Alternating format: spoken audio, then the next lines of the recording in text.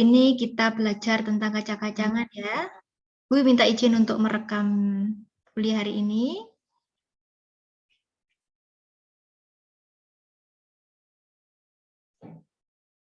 Nah, sudah terlihat adik-adik share screen dari Ibu? Sudah, Bu. Nah, ini kacang-kacangan ya. Tiap hari kita mengonsumsi yang namanya kacang-kacangan dalam bentuk tempe, menjos, susu kedelai, dan kecap, dan banyak produk yang lainnya lagi. Nanti adik-adik tugas hari ini adalah mencari jurnal ya. Yang pertama tentang penyimpanan kacang-kacangan, yang kedua tentang pengolahan. Kacang-kacangannya boleh pilih ya, nanti dibagi sendiri oleh PJMK. Ada yang dapat kacang tanah, kacang hijau, kecipir, nanti dibagi sendiri biar nggak ada yang sama ya. 2 jurnal, satunya penyimpanan, satunya pengolahan. Yang penyimpanan ini semoga kita bisa praktikumkan ya adik-adik ya. Ini kacang-kacangan, adik-adik tentu saja tidak asing ya dengan kacang kedelai, kemudian kacang hijau, kacang tanah, seperti itu. Jadi adik-adik bedanya kacang-kacangan sama serealia tadi sudah dijelaskan dengan baik sekali oleh Kak Kesha ya. Jadi tumbuh-tumbuhan itu kan kingdom ya adik-adik ya. Makhluk hidup itu kan ada 5 kingdom kalau menurut Whittaker tahun 1969 ada kingdom Monera seperti bakteri dan lain sebagainya. Kemudian kingdom Protista ya, alga, protozoa dan mirip jamur. Kemudian kingdom fungi, kingdom plantae atau tumbuh-tumbuhan, dan kingdom animalia. Nah, untuk kingdom tumbuhan ini adik-adik kan urutannya kan ada kingdom, kemudian ada kelas, kelasnya kan ada yang lumut, paku, kemudian tumbuhan biji ya kan, kelas, setelah kelas baru kingdom, filum, kelas, divisi, urdo, genus, spesies, seperti itu ya untuk urut-urutannya. Nah, jadi ada family itu macam-macam. Ada yang family Gramineae atau rumput-rumputan, ada family polong-polongan atau leguminosae. Jadi cirinya kalau family leguminosae itu apa? Bentuknya bunganya itu seperti kupu-kupu gitu adik-adik ya. Jadi adik-adik kenapa kacang-kacangan kok kita pelajari sebagai nanti adik-adik calon ahli gizi ya? Karena kacang-kacangan ini adalah penyedia protein nabati yang terbesar ya. Biasanya kan protein itu kan pada hewan ya, protein hewani. Tapi pada kacang-kacangan ini kandungan proteinnya juga cukup tinggi. Walaupun pada kacang-kacangan itu tidak hanya mengandung protein, tapi mengandung lemak, karbohidrat, dan zat gizi mikro, makro yang lainnya. Gitu ya, Adik ya, dengan komposisi yang berbeda-beda. Jadi kita kan termasuk negara tropis yang dilewati oleh garis khatulistiwa ya, sehingga kita ini dijuluki sebagai mega biodiversity ya. Banyak sekali keanekaragaman tanaman di Indonesia, termasuk keanekaragaman kacang-kacangan ini ya. Nah, tadi kalau Mbak Kesha dan kelompoknya membagi menjadi 12 kelompok menurut literatur yang dipelajari oleh Kak Kesha, Kak Badik, sama Kak Rusda, ini Ibu dan Bu Indah membaginya menjadi lebih sederhana lagi yang sering kita konsumsi. Kalau tadi kan ada yang enggak kita konsumsi ya, yang dipresentasikan oleh teman-teman tadi. Ini yang sering kali kita konsumsi adalah kacang tanah. Kacang tanah ini enak luar biasa ya, kandungan lemaknya cukup tinggi. Kalau buat cookies itu rasanya akan gurih, buat gado-gado, buat pecel, tahu bumbu, rujak itu pasti base-nya adalah kacang. Sate itu kan juga pakai kacang ya, itu menunjukkan rasa gurih. Karena memang lemaknya cukup tinggi ya pada kacang tanah ini, dan dia memang hidupnya di tanah ya. Kemudian ada kacang kedelai. Kacang kedelai ini juga komoditas yang luar biasa ya. Kita setiap hari nggak bisa lepas dengan tahu tempe. Kalau orang Jawa nggak ada tahu tempe itu rasanya kayak ada sesuatu yang sangat-sangat kurang. Sehingga produksi tempe dan tahu itu dari kedelai, kecap itu juga dari kedelai. Kalau mungkin Kak Kesha orang Sumatera biasanya suka tauco itu ya, itu juga fermentasi dari kedelai ini. Kalau masak mesti dikasih tauco kalau dari Medan itu ya, dari daerah Sumatera gitu. Apalagi kacang hijau, ini enak sekali untuk buat kolak. Kalau di daerah Madura itu dibuat ini ya kaldu gitu ya. Jadi kacang hijau dimasak sama daging jadi sayur. Ibu juga pernah ke Ambon, itu kacang hijau juga dijadikan sayur. Tapi kalau orang Jawa ini biasanya dibuat kolak gitu ya, atau bubur kacang hijau, mungkin hanya sebatas itu kalau untuk orang Jawa. Koro benguk ini ada-ada ya, kacang tunggak, kecipir ini juga mulai langka ya ada-ada ya.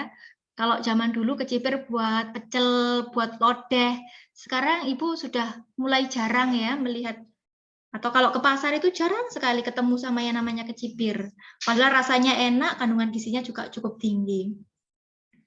Nah, kita pertama kali belajar kacang tanah ya Adik-adik ya, atau bahasa Latinnya, nama ilmiahnya adalah Arachnis hypogea L ya. Jadi ini nama Latin itu adalah menurut taksonomi binomial nomenklatur. Jadi ada dua kata, kata pertama huruf besar, kata kedua huruf kecil, ada spasinya ini ya. Kata pertama menunjukkan genus, kata kedua menunjukkan spesies. Jadi adik-adik yang seperti Ibu bilang tadi, kalau kacang tanah itu gurih sekali. Ini juga pada beberapa orang ada yang mengalami alergi terhadap kacang tanah ini ya. Kenapa gurih ini loh, lemaknya tinggi banget ya. Hampir separuh, 40-50% lemak, makanya gurih banget. Jadi asam lemak tidak jenuh 20%, asam lemak jenuh 10%. Ada seratnya juga 2 gram per 100 gram. Ada protein dan karbohidrat. Jadi ini untuk gizi makronya ya. Gizi mikronya juga banyak ya, Adik-adik ya. Proteinnya 25-30%. Jadi protein ini masih dibagi lagi, nanti ada asam amino yang menyusun protein. Ada albumin. Albumin itu apa sih? Albumin itu adalah protein yang larut air sebanyak 22%. Ada globulin. Apa sih Bu? Globulin itu protein tapi yang larut garam. Ada glutein. Glutein itu apa? Protein yang larut alkali. Alkali itu kan basa ya. Sebanyak 2%. Kemudian prolamin, apa itu prolamin? Protein yang larut alkohol 8%. Jadi adik-adik protein ini berdasarkan kelarutannya itu kita bagi menjadi ada albumin, globulin, glutein, prolamin. Itu adik-adik kalau mau mendalami lagi bisa baca bukunya ilmu bahan pangan punya Nyatin itu ya, di perpustakaan ada, tinggal dibaca aja di perpustakaan. Karbohidratnya berapa persen adik-adik di sini? 18. Paling banyak lemak ya, 40-50%, gurih banget. Nah ini adik-adik yang mengandung resveratrol dan fitosterol, juga kayak lecitin ya adik-adik ya. Lecitin ini mampu mereduksi kolesterol darah. Kemudian ada zat gizi mikro yang lainnya ya, seperti kalsium, fosfat, Fe, zat besi itu kan penting sekali ya untuk membentukkan hemoglobin darah merah. Vitamin A, vitamin B juga ada dalam kacang tanah ini. Jadi ini untuk konsumsi bahan pangan ya, seperti Ibu sebutkan tadi, bahan makanan yang pakai kacang, sate, dan lain-lain. Bisa juga untuk pakan ternak ya, kemudian bahan baku untuk minyak goreng. Jadi ada minyaknya ya kalau diekstrak. Mungkin harganya mahal ya untuk harga minyak goreng yang dari kacang tanah ini. Nah, ini adik-adik komposisi gizi berbagai produk olahan kacang tanah. Jadi kalau kacang tanah yang dikupas, kemudian ada kacang tanah rebus, kacang tanah sangan, kacang selai kacang, peanut butter, kemudian difermentasi menjadi bungkil. Biasanya ini buat tempe menjes ya kalau orang Jawa ya bilangnya, tempe bungkil. Energi yang terbanyak tentu saja adalah yang selai ya, selai kacang, karena ini ada ditambah gula nanti kalau membuat selai kacang, digoreng dulu kan minyaknya itu, kacangnya itu digoreng dulu, nambah energi lagi dari lemak, kemudian ditambah gula, nambah energi lagi dari gula. Protein yang terbanyak pada produk kacang tanah yang bagaimana adik-adik?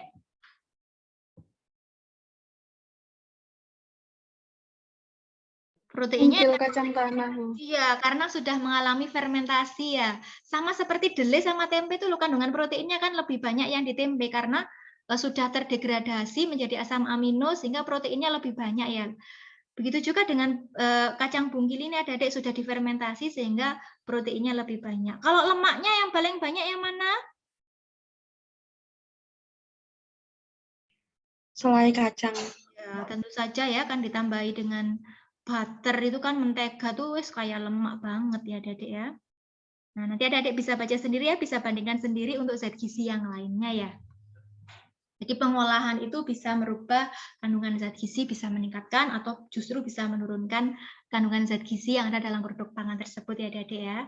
Jadi adik-adik, kacang tanah ini kita bisa tanam di kebun, karangan gitu ya, yang nggak perlu banyak air. Kalau padi kan butuh banyak air ya. Ini nggak seperti itu. Jadi ini tergolong tanaman semusim ya. Produksinya akan lebih baik kalau bulan-bulan kemarau tanpa air itu lebih polongnya, numbuhnya, bijinya lebih baik ya. Ini paling banyak dikonsumsi di Indonesia ya. Kemudian sama seperti biji kedelai utuh, protein atau minyaknya ini bisa untuk produk pangan dan minuman ya. Minuman pakai kacang ini biasanya kalau adik-adik beli coklat itu kan dikasih kacang di atasnya, kasih topping buat seperti itu adik-adik ya. Kemudian untuk tahu, tempe, kecap, tauco, oncom. Oh ini kedelai ya, kita bicara kedelai ya ini ya, kedelai Glycine Max. Glycine Max itu tanaman semusim. Ini paling banyak dikonsumsi di Indonesia untuk produk-produk kembang tahu, tepung kedelai, seperti itu. Ini untuk anatomi kedelai ya adik-adik ya. Jadi kedelai itu kulit bijinya 8%, keping bijinya 90%, hipokotilnya 2%. Adik-adik monggo nanti kalau mau praktikum kedelai atau kacang tanah, nanti setelah materi habis ya, kita ke sini ke kampus untuk praktikum bersama tentang penyimpanan kacang-kacangan yang baik. Makanya tadi Ibu sarankan adik-adik cari jurnal ya, biar nanti nggak hanya melakukan praktikum seperti petunjuk, pedoman praktikum saja, tapi biar kita pengetahuannya lebih luas. Kemudian ini adik-adik ya, kulit biji itu yang tidak bisa dimakan ya, biasanya dibuang. Nah, hipokotil ini adalah calon embrio. Kalau kotiledon ini adalah endospermanya. Jadi adik-adik kacang hijau itu, kacang kedelai itu kan biasanya begini ya. 2 keping dua itu ya dikotil. Kemudian ada yang di tengahnya itu, nanti kalau adik-adik lihat sendiri pasti akan lebih jelas ya, mana yang kulitnya, mana yang hipokotilnya, mana yang kotiledonnya. Nah, untuk protein yang terbanyak adalah di kotiledon. Lemak yang terbanyak juga di kotiledon. Akan tetapi kalau karbohidrat, seratnya paling banyak di mana? Di kulit biji ya. Nah, ini asam amino. Asam amino itu adalah protein ya, ada ya, protein dalam bentuk sederhana itu asam amino. Jadi asam amino itu ada dua, ada asam amino esensial, ada asam amino non esensial. Nah, esensial tubuh kita tidak bisa mensintesis sendiri. Kan sebenarnya kita bisa membuat asam amino ya, bisa mensintesis protein ya sebenarnya ya, Adik ya. Nah, itu adalah asam amino non esensial. Nah, kalau kita nggak bisa buat, itu namanya esensial. Karena nggak bisa buat, kita harus makan itu asam amino esensial dari bahan makanan. Misalnya dari tumbuhan, dari hewan. Nah, dari tumbuhan ini kebetulan adalah dari kedelai ya. Jadi ini isoleusinnya, leusin, lisin, fenilalanin, metionin, treonin, triptofan, valin, histidin. Ini adalah asam amino esensial ya. Jumlahnya sekian.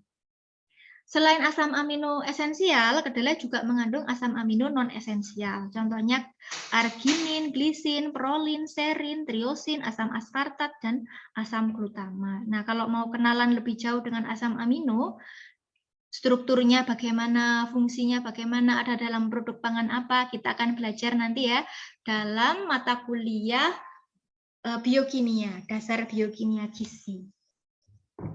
Nah, adik-adik bagaimana ya caranya milih bahan baku kedelai yang baik?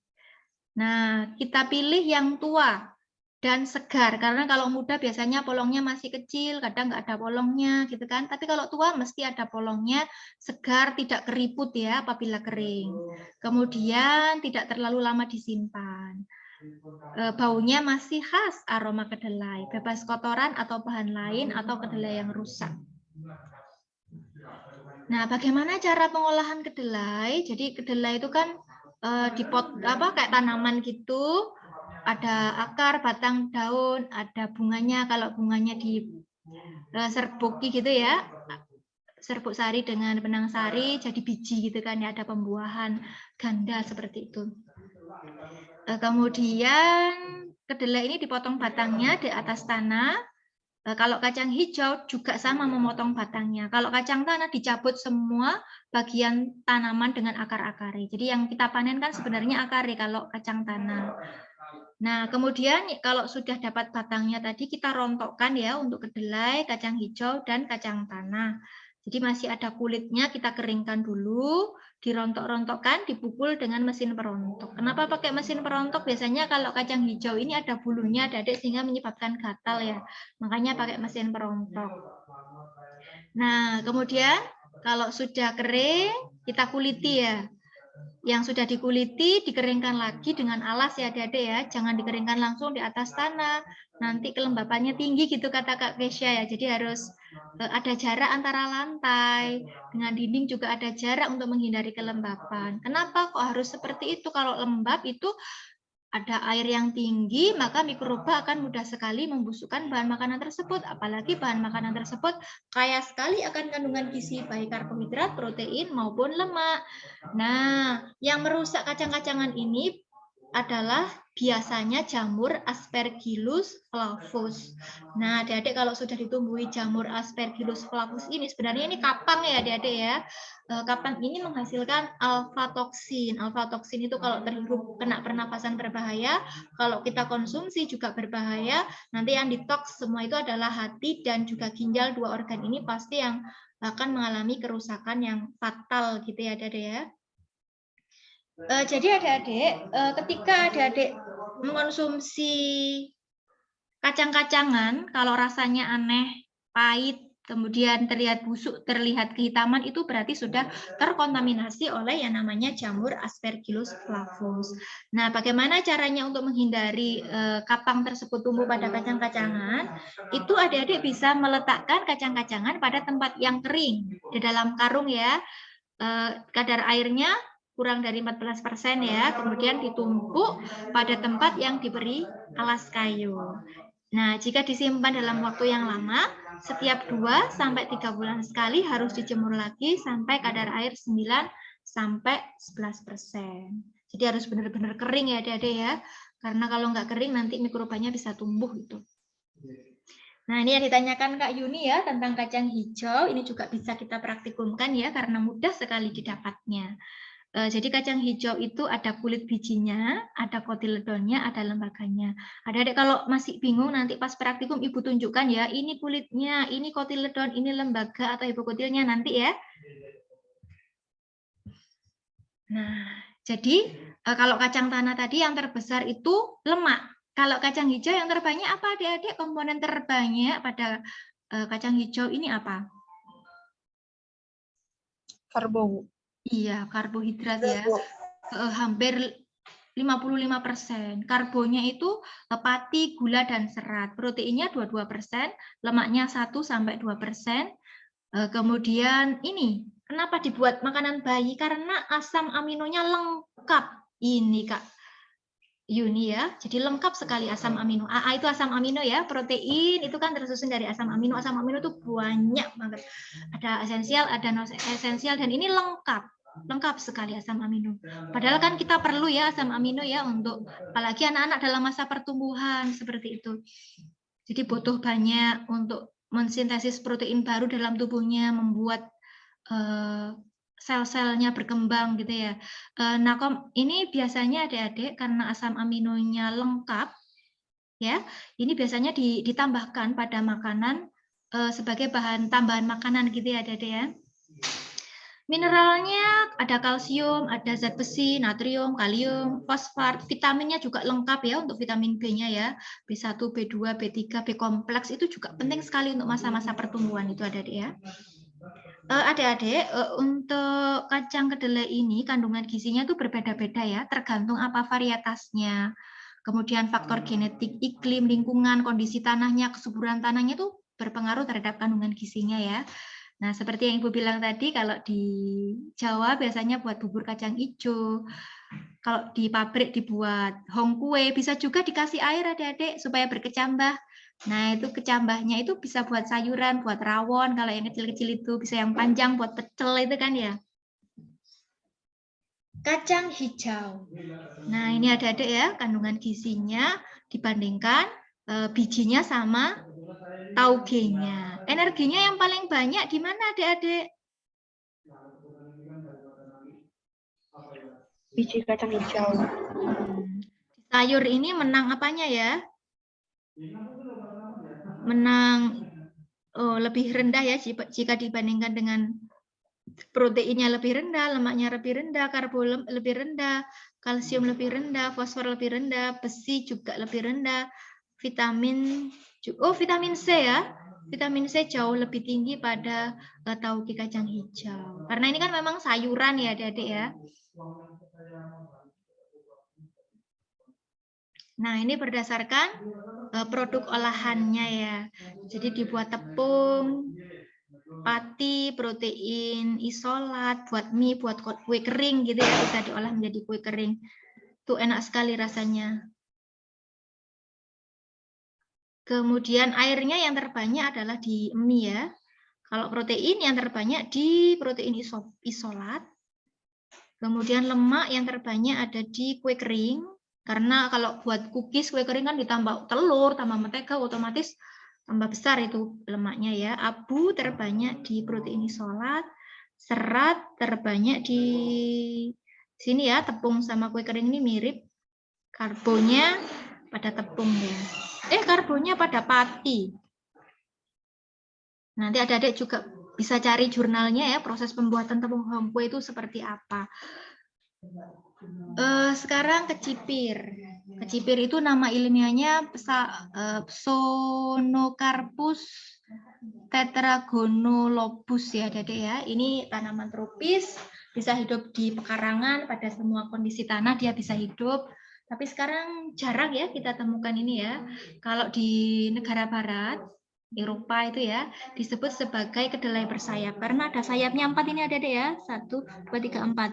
Adik-adik nanti kalau punya aja ya, kecipir boleh dibawa. Biasanya ada di tanaman pekarangan itu. Jadi semua bagian tanaman kecipir ini bisa dimanfaatkan ya adik-adik ya. Bunga, daun, buah, buat sayur enak, buat pecel enak ya. Bijinya itu mengandung nilai gizi yang paling tinggi. Jadi bijinya itu ada di dalam sini adik-adik ya. Dikeringkan bisa. Kecipir untuk bijinya bisa dibuat tempe kecipir, kecap kecipir, tapi jarang ya. Daunnya untuk sayuran. Mungkin orang-orang nggak suka sekarang jarang itu karena ini ya, baunya langu. Kemudian kulit bijinya keras sehingga sulit untuk memasaknya. Mungkin itu ya karena sekarang jarang sekali kecipir karena langunya itu ya. Nah, yang terbanyak adik-adik apa ini kandungannya ya? Kalau tadi kacang tanah lemak ya terbanyak ya. Kacang hijau karbo yang terbanyak. Kalau ini yang terbanyak apa ya? Karbo juga, Bu. Sama ya, karbo juga, tapi ini karbonya lebih rendah kalau dibandingkan dengan kacang hijau. Kacang hijau 55% loh karbonya ya, ini cuma 39. Ada seratnya 3%, proteinnya 20%, lemaknya juga 7-21, ada asam lemak jenuh. Ini ALTJ ini asam lemak tidak jenuh ya adik-adik ya. Wah, besar sekali 70%, yaitu oleat. Nah, adik-adik untuk bijinya ya adik-adik ya, komposisi kimianya seperti karbo, lemak, protein tadi itu akan meningkat sejalan dengan meningkatnya umur panen. Nah, protein kualitas tinggi itu adalah asam lemaknya ya, asam aminonya yang cukup lengkap dan kadarnya cukup tinggi. Itu kalau untuk protein ya, seperti kacang hijau tadi asam aminonya juga lengkap ya, ini juga cukup lengkap, kadarnya juga cukup tinggi. Jadi adik-adik untuk asam amino dari kecipir ini hampir mirip dengan kedelai ya. Cuma bedanya kalau pada kecipir ini untuk lisin dan sisteinnya ini lebih besar, lebih tinggi ya, lebih tinggi di kecipir ini. Nah, ini perbandingan zat gizinya ya. Kalau kacang hijau, kedelai, kacang tanah, dan biji kecipir. Energinya paling banyak yang mana? Ayo.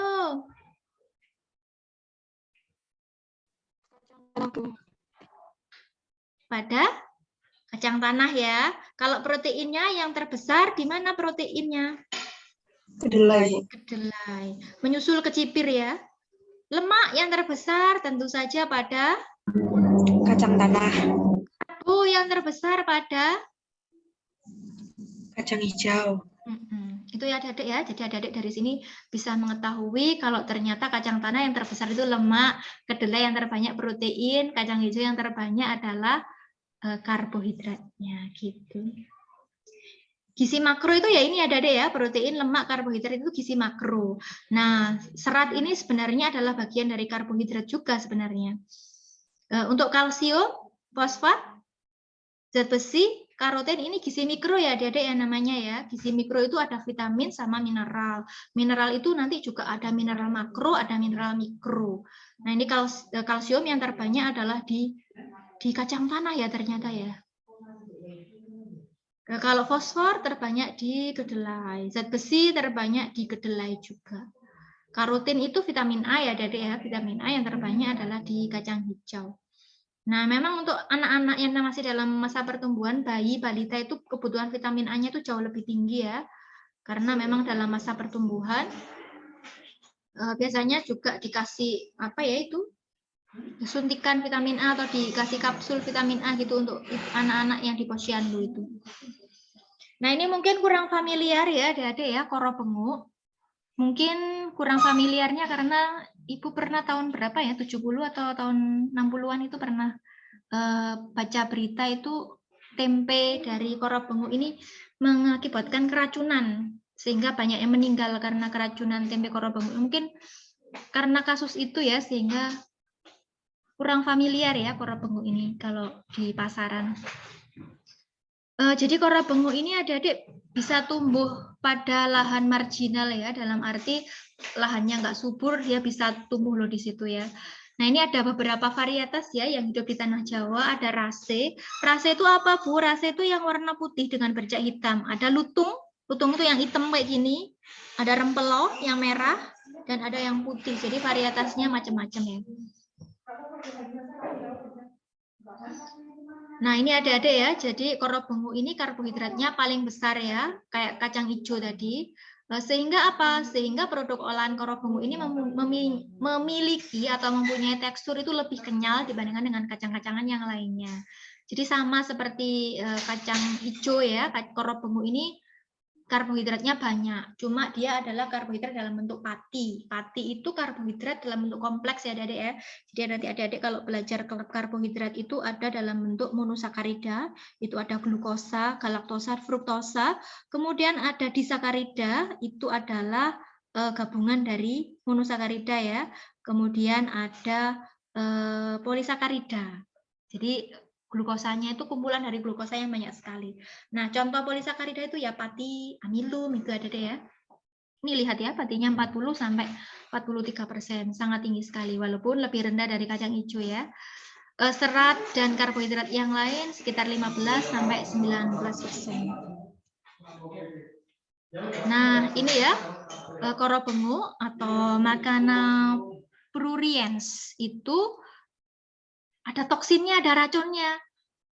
Ternyata yang menyebabkan toksin itu adalah glukosianida nih adik-adik.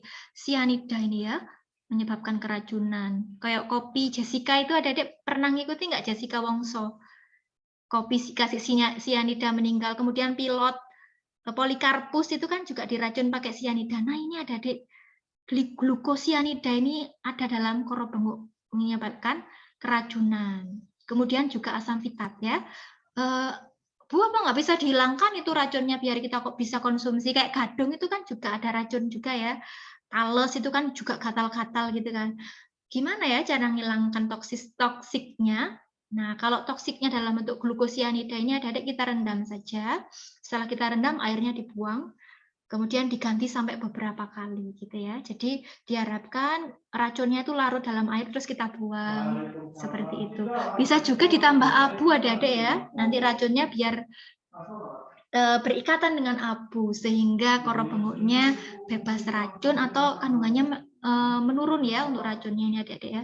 Asam fitat bagaimana caranya menguranginya? Dengan cara fermentasi adik-adik ya, ditambahkan kapang, tokamir atau mikroba yang lain sehingga asam fitat ini akan terdekomposisi atau terdegradasi, kemudian asam fitatnya akan menurun sampai 53%.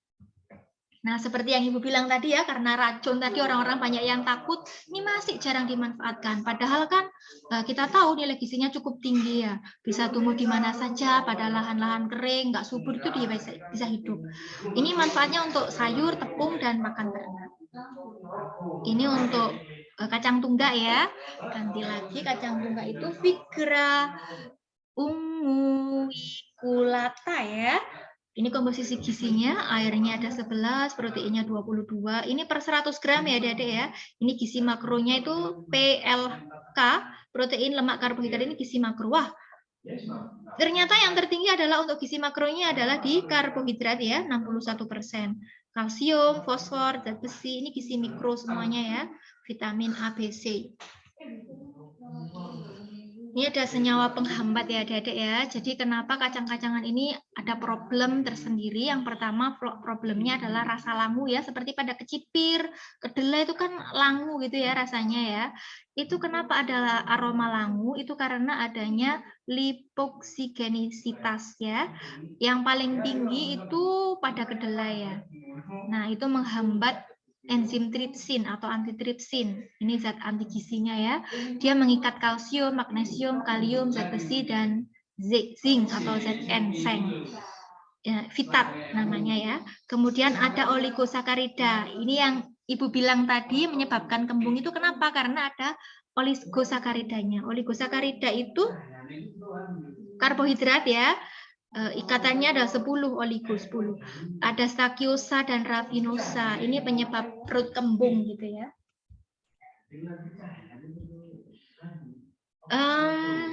Bagaimana caranya mengurangi efek negatif zat anti gizi kekurangan pada kacang-kacangan tadi? Pertama kita bisa panaskan ya pada suhu lebih dari 80 derajat Celcius. Kita tambahkan asam supaya pH-nya menurun, tambahkan etanol, kita atur kadar airnya sampai 16-18%. Ini untuk mengurangi lipoksigenase ya. Kita tahu kalau lipoksigenase tadi menyebabkan aroma langu. Jadi kalau mau nggak langu, kita panaskan pada suhu ini, kasih pH segini. Kemudian antitripsin ini ada ya, ini adalah zat anti gizi. Jadi tripsin ini adalah enzim sebenarnya untuk memecah protein menjadi asam amino. Nah kalau ada zat antitripsin berarti proteinnya kan nggak bisa dicerna ya oleh tubuh ya. Gimana ya caranya mengurangi antitripsin? Ini kita bisa panaskan bahan kimia sistein dan glutathione, kemudian penambahan asam sulfit. Vitat ini apa tadi vitat? Vitat tadi ini kemampuan mengikat kalsium, magnesium, K, Fe, dan zinc ya. Jadi caranya adalah dengan stabil pada suhu panas. Perkecambahan ini untuk meningkatkan vitat, kemudian fermentasi ini menurunkan vitat. Nah, untuk mengurangi rasa kembung pada produk olahan ini, stabil terhadap suhu panas, diekstraksi dengan etanol, perkecambahan, dan fermentasi ini akan merombak oligosakarida menjadi bentuk yang lebih sederhana ya, sehingga kalau kita konsumsi kecambah itu kita nggak akan mengalami kembung, atau kita konsumsi tempe itu juga kita nggak akan kembung, kecap itu kan juga nggak akan kembung ya. Nah, ini senyawa penghambat ya. Jadi antitripsin pada kacang-kacangan dapat dirusak oleh panas ya, Adik ya.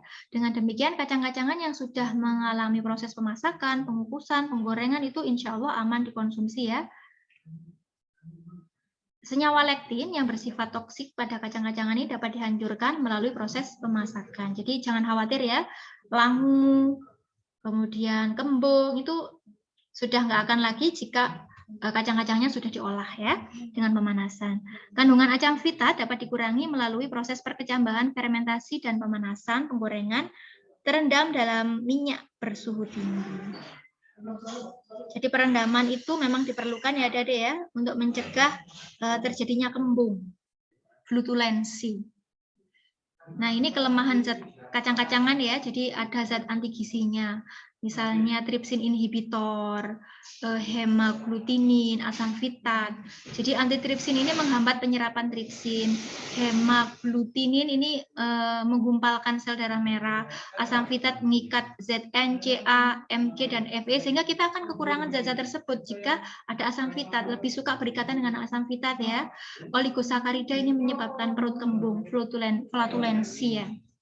Kemudian senyawa oflavor itu adalah senyawa yang menyebabkan bau langu, rasa pahit, rasa kapur, celaki flavor, bini pepper. Terima kasih adik-adik, ada yang mau ditanyakan? Ini sudah ada pertanyaan ya. Dari Mbak Rusda. Oke.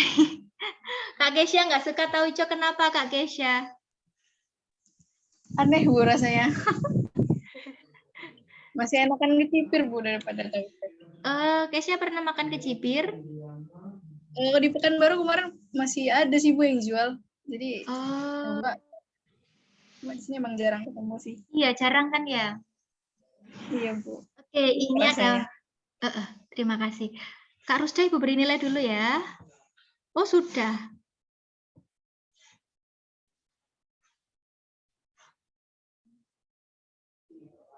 Mungkin rekamannya